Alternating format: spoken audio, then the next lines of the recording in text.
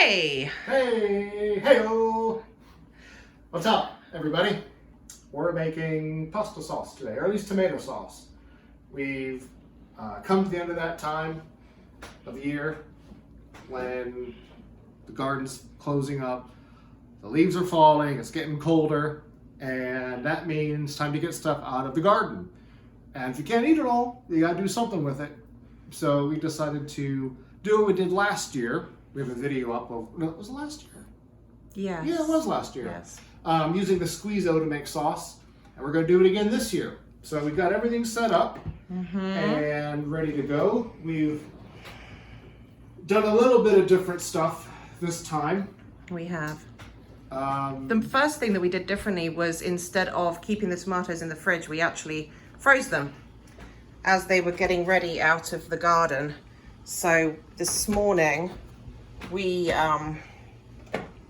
took the bags of tomatoes out of the freezer and started defrosting them. And then what happened next? Well, we decided to go ahead and pop them into the pressure cooker just to get them softened up so that we can put them through the Squeezo. One of the issues we had last year was putting it through the Squeezo is that they just didn't fit through very well when they were not when they were cold. We did them raw, didn't we, last year? Yeah, and it didn't work out so great. No. So this time going through, we've taken some advice from some of our YouTube people we watch. Thank you, Meg Holler. Thank you, Meg Holler at the Holler Homestead on YouTube. Check them out; they're really good. And yeah, we're just gonna put them through hot, squeeze them out, and see how we go with it. Yep. So should we do the first couple of ladles? Sure. And see how this goes? So we didn't even need to use the pressure function for these. Basically, just stewed tomatoes at this point. Mm-hmm. It actually smells really good. Yeah. I added a cup of water to it, thinking that, I need that to pressure cook it. Not even necessary. There's so much water in these tomatoes anyway. Yeah. So we've actually taken some out and we've already got it going on the stove. Yeah. So the plan is we're going to put these through El Squeezadora once, maybe twice. See what happens here? And then... let's get squeezy. We might need to put more in. Yeah. And then we'll... Oh, got to be careful because this is hot. Yeah, it's not that. It's a little bit on the messy side, but that's all right. Let's squeeze this through and see what happens. Got the little modeler.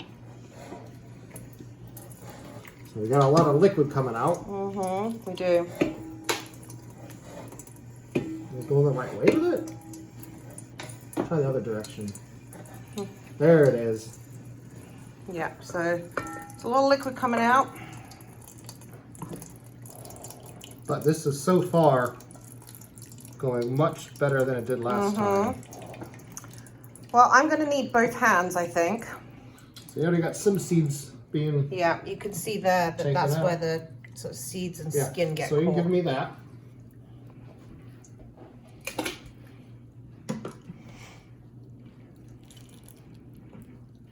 The thing with tomatoes is when you have them in your hand or your fridge or whatever, they look like a lot. But as soon as you cook them down, there's not much of anything to them. No. They're 99% water. But hopefully these will have a beautiful flavour. That way.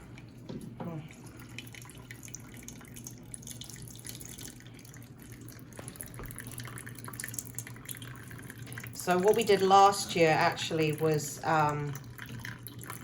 we put them through twice. I don't know if we'll need to do that this year, given how soft it is, but why not? We'll give it a try.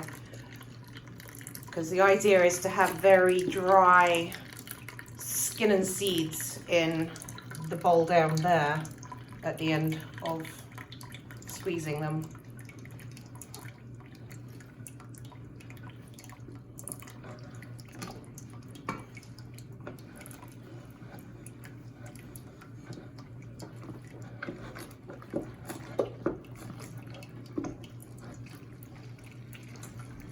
Yeah, there it comes. Oh, doing it towards me. Yeah, That's you got to do it towards you. Oh, you got it coming out the end as well? Yeah, there comes some of the skin. So it all builds up on the inside. So this is how we're going to spend our very wet and slightly cold and miserable grey afternoon. And it smells good in the kitchen, so I'm happy with that. So we shall return later, I think. Shall we? We'll scrape some of this tomato pulp off and... Yeah. We will see how it all goes. Yep. See ya.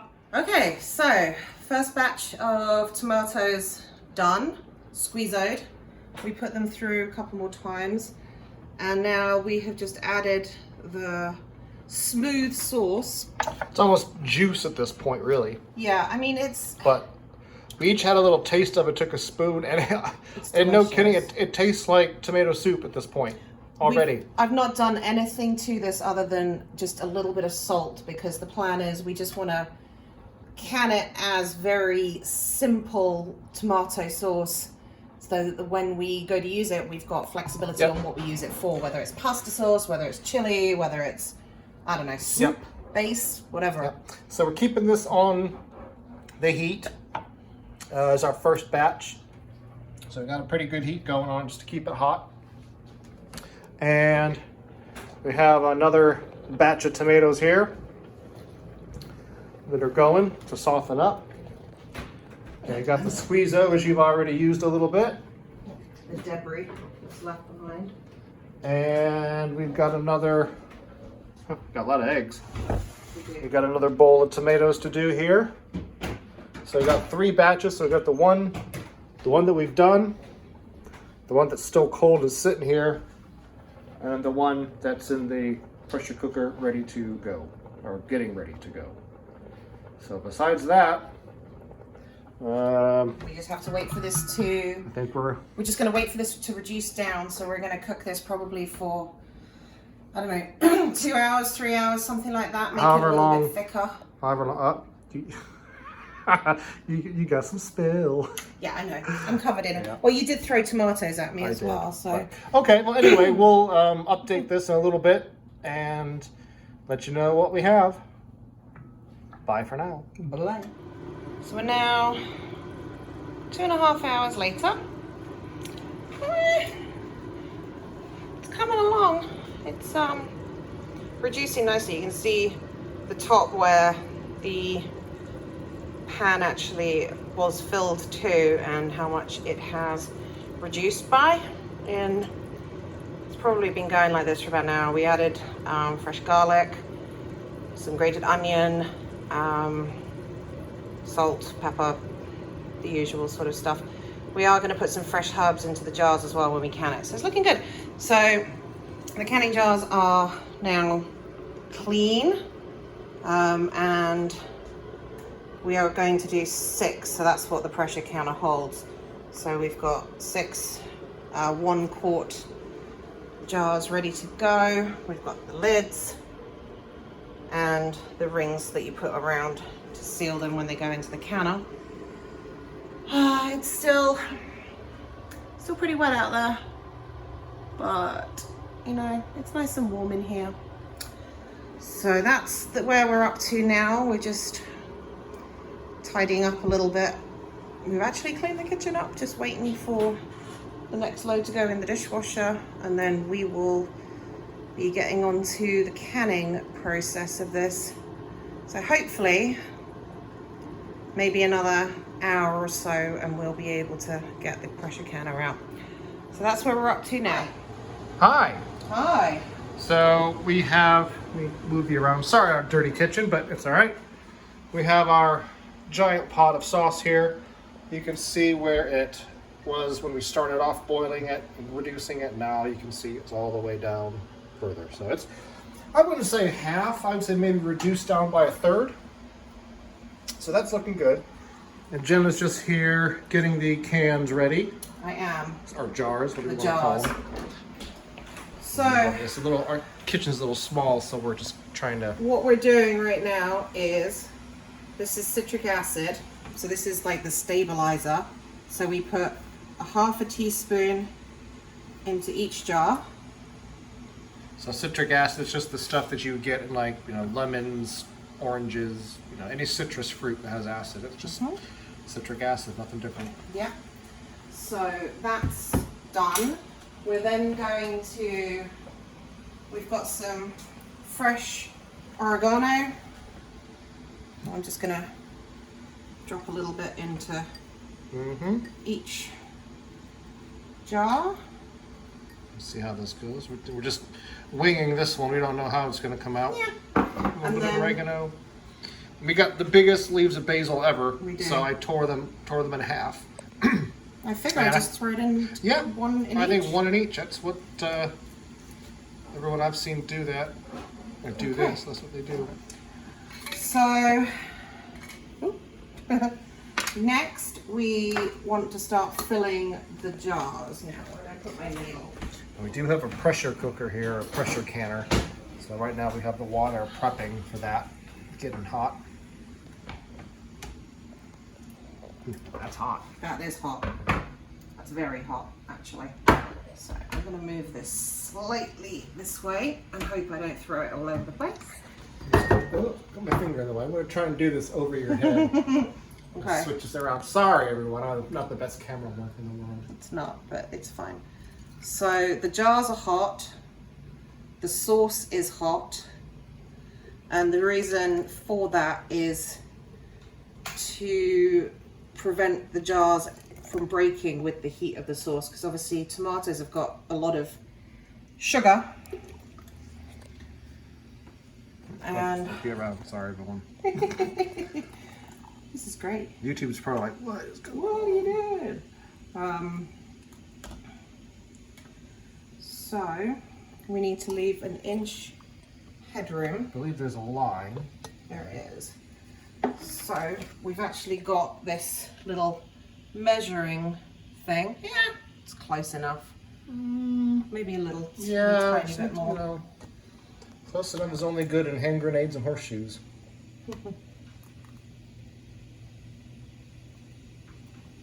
See that. There's that line. Oh, sorry. That's about an inch. Okay. So that's that one. So we'll fill the rest of the jars here and hopefully not make a mess. You never know. Well, that's what I'm really good at doing, making messes. That's why you're behind the camera this That's time. right. That's why I'm making cowboy candy later on. No, maybe not today, but Probably not today. tomorrow. Yeah, tomorrow's going to be the cowboy candy day. We call it cowboy candy. What's they call it? Cowboy crack. Coyote crack. I think it Coyote was known crack. as. Coyote candy. I don't know.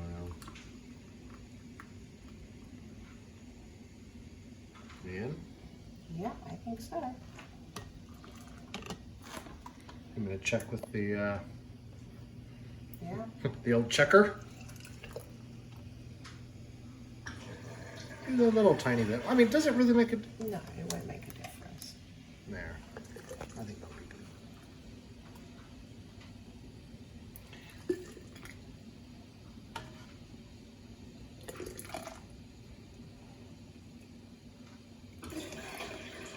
Get the dishwasher going. Yeah, we've created a little mess today Mm-hmm. in our little tiny kitchen. But We're only doing 6 jars, but we've only got 6 of these pint jars. These are quart. Quart, yeah. I like the quart jars. They're good size for you and I, only 2 of us. So it's not an obscene amount.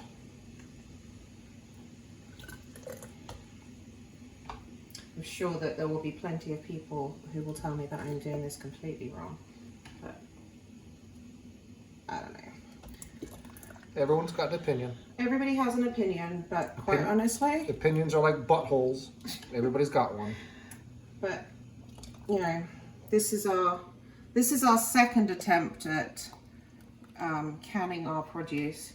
So Hopefully we're doing it the right way this time. yeah, hopefully so. Well, I think so. We've been very careful. Yeah. I think when it comes to food safety, you have to be careful. this one bed jar. Mm-hmm. And you are stuck with a massive hospital bill. Yep. Alright. So this is kind of boring to watch. It is, but we're talking, keeping people entertained, so. You entertain me. Do I entertain you? Yes, you do. Am I a clown?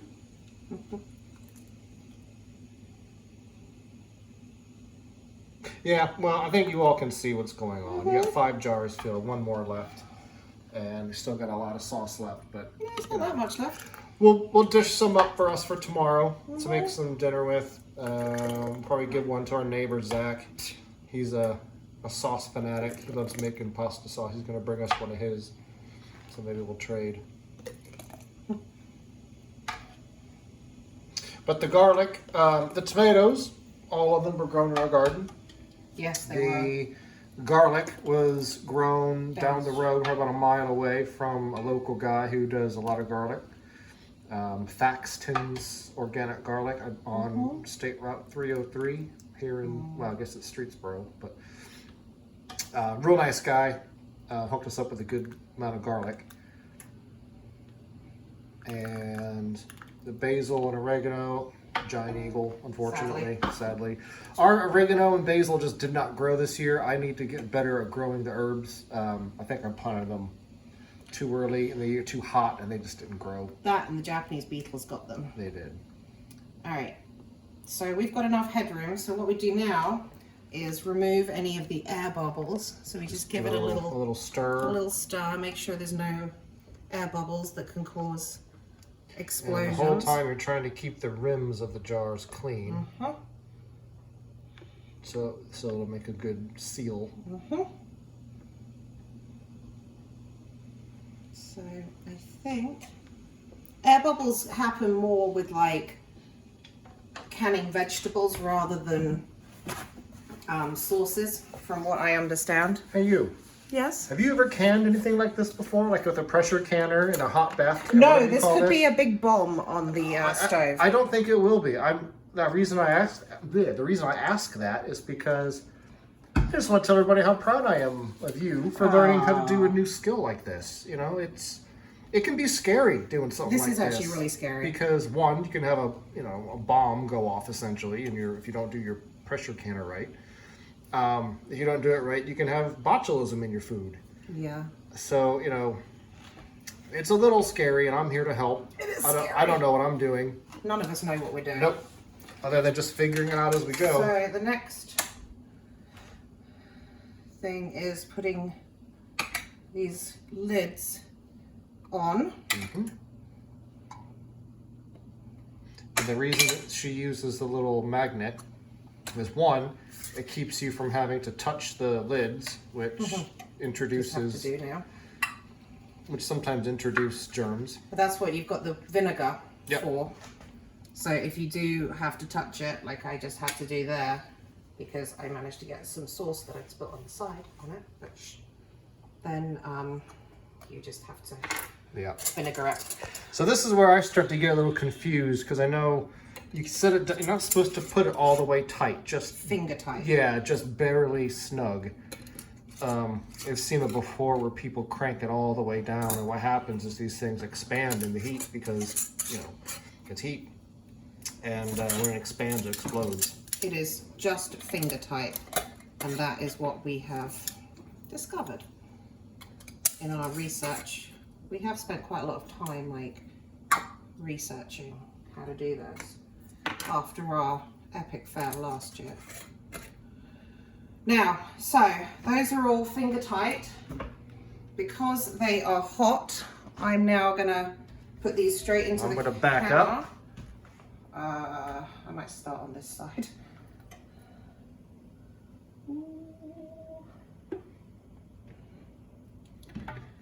Okay. We've still got, we've still got 3 quarts of water in there, so we're fine. I spent ages reading the instructions because my grandmother once told me a story about her neighbor who was pressure canning a sheep's head. Oh. To give to her dogs. And so she was pressure cooking it on the stove in one of these, and it exploded and the ceiling was never the same again. I bet.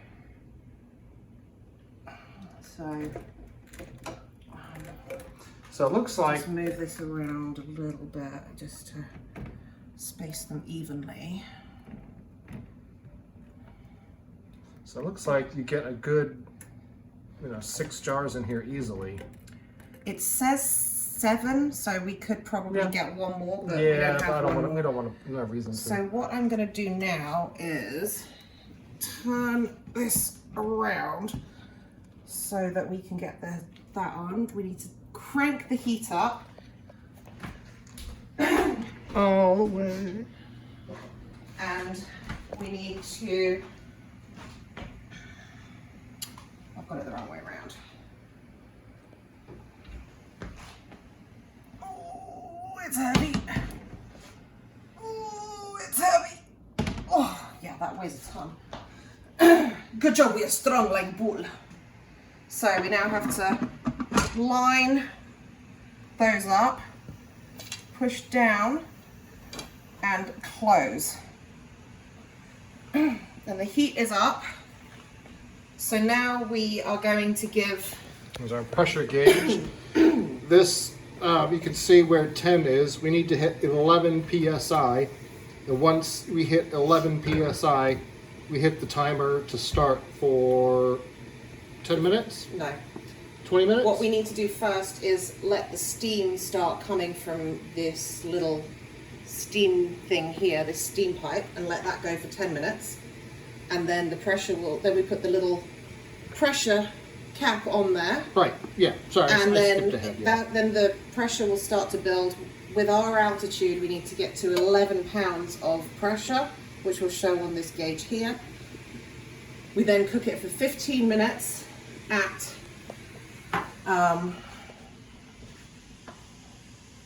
make sure that's on properly.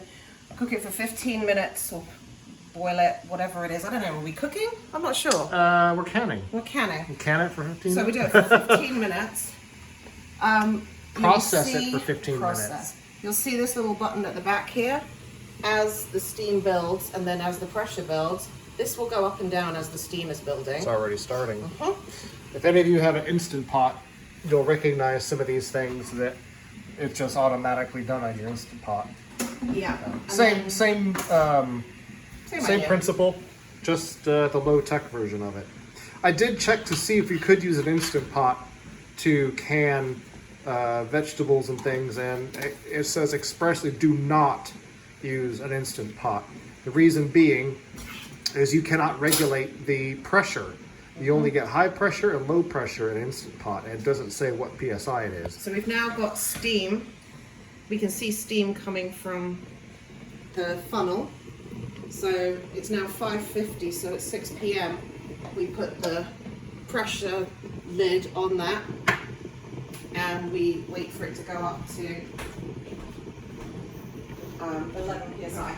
So anyway, we'll leave it there for you. I think we had a pretty decent explanation. What do you think? Good explanation? I mean, we've never done this before. We've watched plenty of people do it, but Yeah. I think it's a very different ball game actually doing it for ourselves in our own kitchen, where this might just go boom and upset everything. We'll be all right. But we'll see. We're gonna go with it. The steam is happening. I think with this pressure gauge, I think hopefully this will prevent that from happening. This will, I think these are the right weight to where it will blow off if.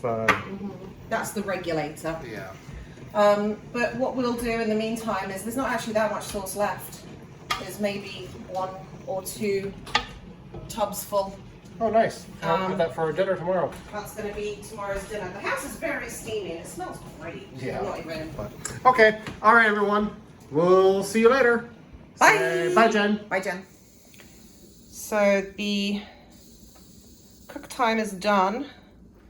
The pressure cooker is now off of the heat and is decompressing. We had a nice little interlude where Brett had to take the kitchen sink apart. because the water was backed up for some reason. So that was a fun little cook time activity that kept him occupied while I was watching this pressure gauge intently. So we cooked for 15 minutes between 11 and 12 psi, and nothing exploded as far as I'm aware. So we're just gonna let this do its thing and then we'll have a look later. The finished product, they're hot, but they now need to sit for 12 to 24 hours until they are fully cooled. Then we need to make sure that all the lids are sealed properly. They seem pretty good, but that's what we'll need to check. So we've got the 6 can jars of sauce and we've got 2 jars in the fridge for using this week. Hopefully when we eat these, we don't die, but we'll guess we'll find out. I'm gonna say canning was a success. If we die, there'll be no more videos. Yeah, so you'll know, so send help. All right, well, that's the end of our day. It's now almost 8:30 and we're ready to have some food and sit down, quite honestly. So say bye, Brett. Bye, Brett.